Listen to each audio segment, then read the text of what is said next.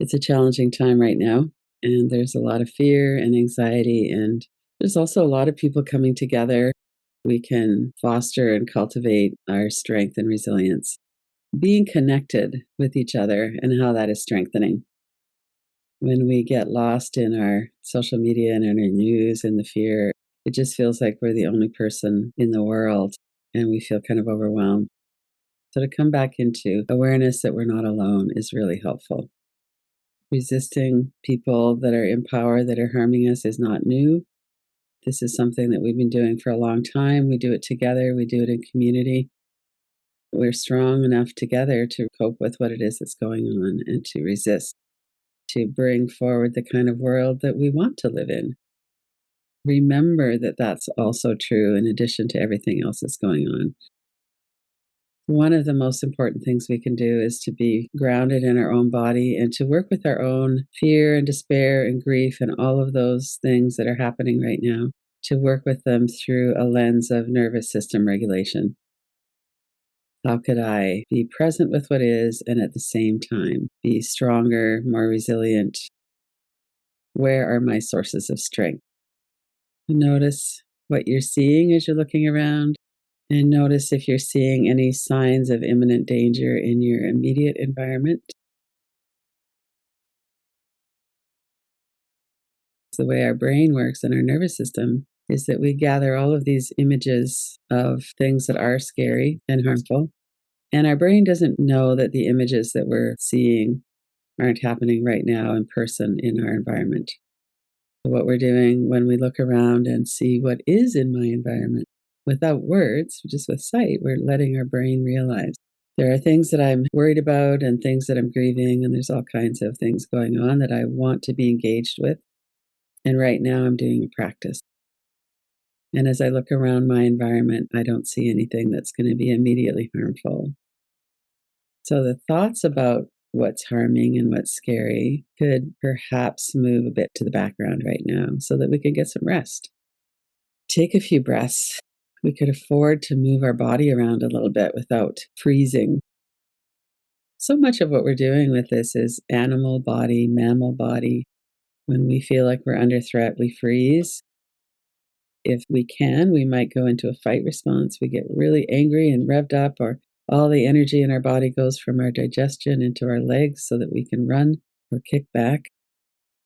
We're highly affected by the fear in our nervous system and by a brain that believes our thoughts. So looking around, noticing there's actually no danger here, helps our nervous system to go, oh, thank goodness, I could breathe, I could soften my body, I could build some resilience and strength by resting. As we're resting, there's that urgency to do something. And in fact, the most important thing we could do for the next 15 minutes anyway is to rest. Let our body soften enough that the fluids, the blood can get through. Our muscles can experience a little bit of a respite from the chronic tension. If we're clenching our teeth and grinding our teeth at night, maybe we could move our lower jaw around a bit more softness in the hinges of the jaw. So it's so true that our bodies carry all of our fear. And it might be that we feel tension or a clutch in the gut, but it might also feel that we feel that in our shoulders, we're bracing ourselves, or we're clenching our teeth, or we're worried, our forehead is all contracted. After we've looked around a little bit, let's move our body. So if you wanted, you could stand up and do some shaking. You could make some big stretches happen. We want to come out of freeze. If there's a predator, we hunker down, we get very quiet, we don't breathe, we don't want to give our position away. So that's something that's happening unconsciously in our body. And I think we can all kind of relate to an experience of being in some kind of danger out in the world, and then somebody's with us, and all of a sudden we feel stronger. If I'm out late and somebody is walking me to my car, I feel a lot better than if I'm alone on the street. If we're in a meeting and we speak up about something and someone speaks up with us, we feel a lot safer. The situation might be the same, we're not alone. So let's move our body a little bit. let ourselves experience in our body that we don't need to hide right now. We're doing a relaxing, a resting practice, and a strengthening practice. Whatever came to mind around hiding out, being still, not being detected, to notice what that feels like. And then to not stay there, but to really bring in, here I am, and I have support. It might be physical support, as in someone walking you to your car. It might be emotional support. You're not being hung out to dry in that meeting. Someone else is speaking up. But let yourself feel the comfort and the strength of being supported by someone else or a bunch of someone's, perhaps. Let your breath have some ease and some volume. Let yourself breathe enough to really nourish your body with oxygen. You might make some noise as you breathe out, or maybe just that sigh of relief. I'm actually not carrying this alone.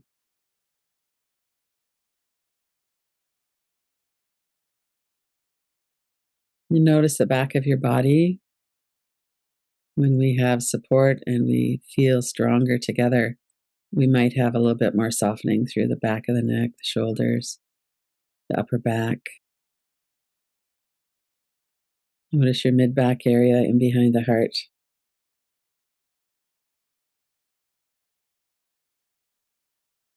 And notice the back of your arms.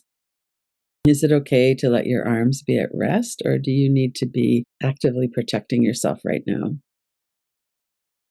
You could bring your arms up into that position of, I'm protecting myself, or you could let your legs kick out or something. Sometimes it's really helpful to let our body make the actual motion that we would make. So if you have that kind of stuck energy of uncompleted, I wasn't able to really strike out and protect myself then. So I went into freeze, and now I'm practicing letting my body move. There's all these ways that we can release this out of our body. One of them is to breathe and relax our muscles. Another one is to move, do the shaking. Another one is to make the actions, coming into awareness that these all have an effect on our system right now. Notice the heart area. Linger there for a moment. So often in our body, we have all of these nervous system responses. We have the fight, flight, freeze. We know that we're feeling maybe not necessarily in trouble, but not that regulated perhaps. Notice what you're feeling in your body right now.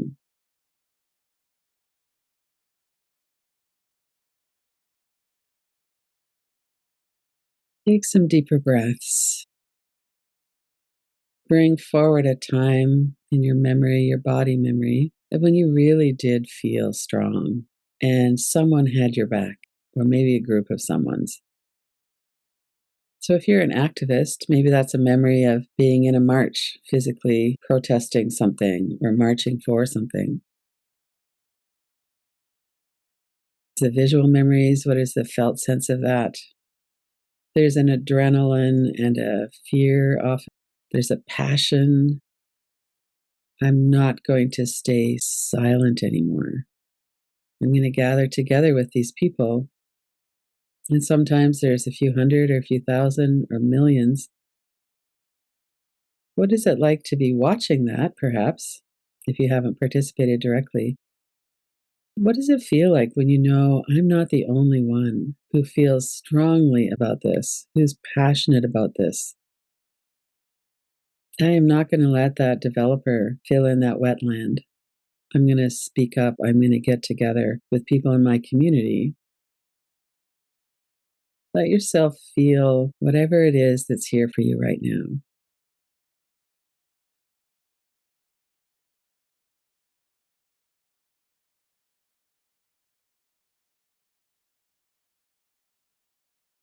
Remember to breathe.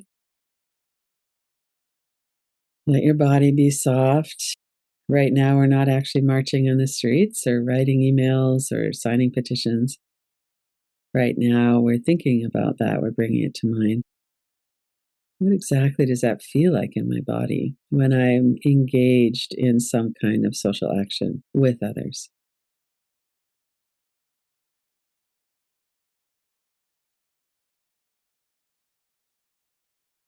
And then coming into your heart, your chest, let's step back into our feelings about what's going on in the world and in your world at the moment.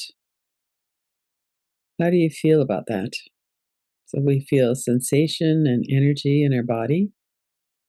We might feel grief or rage, going into apathy, going into freeze.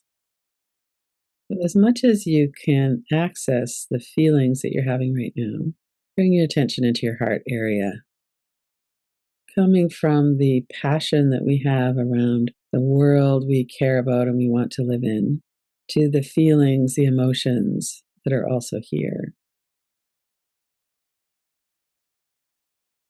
It might be something really specific. Using the wetlands as an example, those families of ducks that you've walked by for years on your daily walk, or sat on the bench and watched them, knowing what's going to happen to them. It might be something a bit broader, or maybe not as personal, something that you care about that's not in your everyday physical life. What is your emotion? What is your feeling around that? What is it that prompted you to go into action, to make your voice heard, to be strong with each other? And as we're sitting with what's in our hearts, we could be aware of sensation. It might feel really heavy, or maybe there's some kind of movement. It might be painful. That is the way that our nervous system and our emotions work. Literally feel it as energy or sensation. It might be somewhere else in your body as well.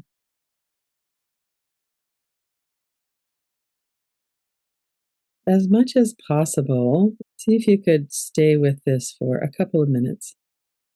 What is it that you feel in your heart?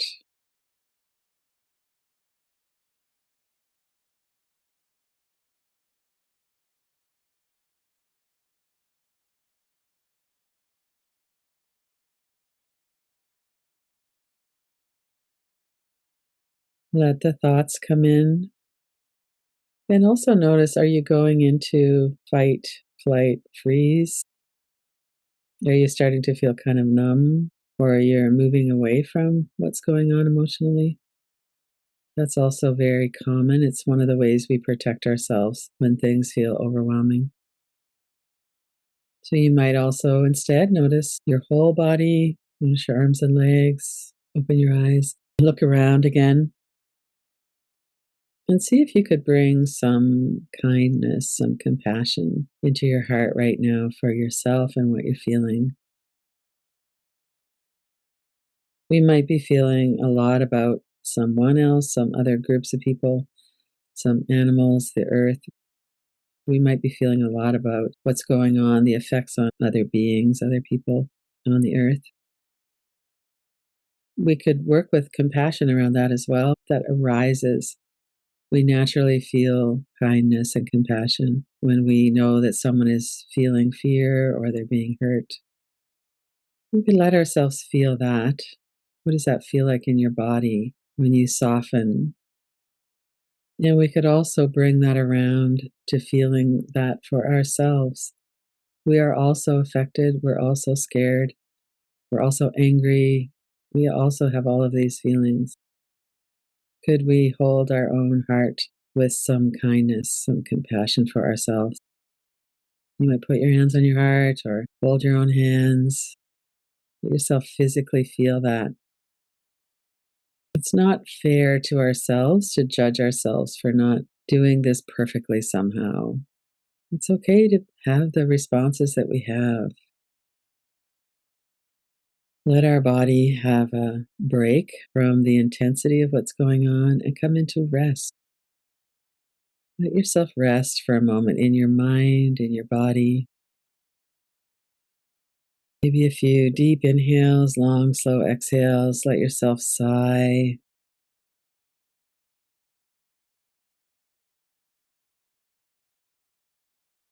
And then, as we really sense into what it is that we're feeling and we let that be here, and if our inner critic is shaming us or if there's something else We might need to look at that later and really work with that. Oftentimes, we have a sense of powerlessness. There are a lot of things in our life, especially when we were children, but also as adults, that we can't control.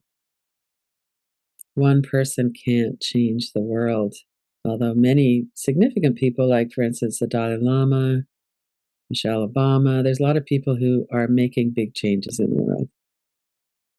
We do that with each other in whatever arena that we're in.